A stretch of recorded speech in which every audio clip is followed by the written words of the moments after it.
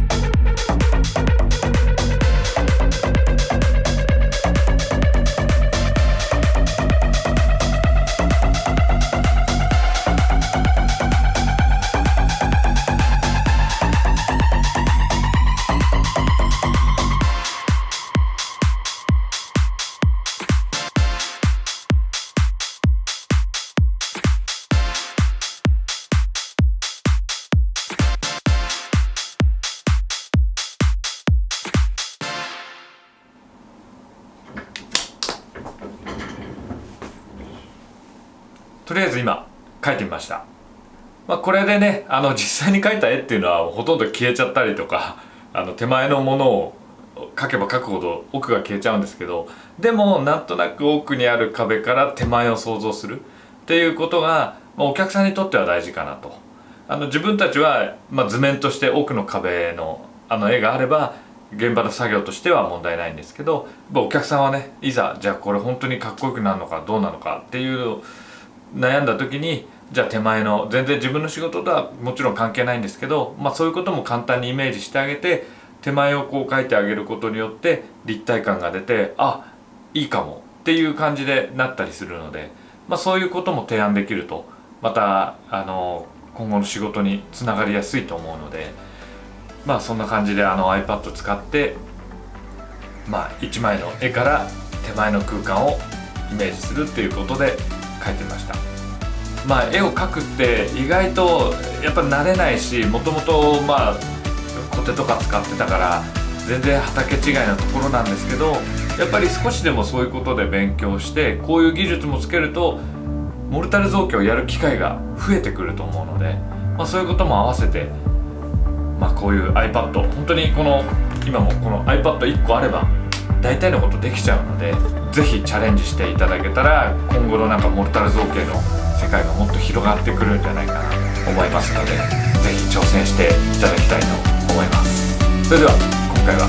iPad を使って1枚の絵から立体をイメージするっていうことをやってみました。ありがとうございました。この動画を見て気に入っていただいた方はぜひチャンネル登録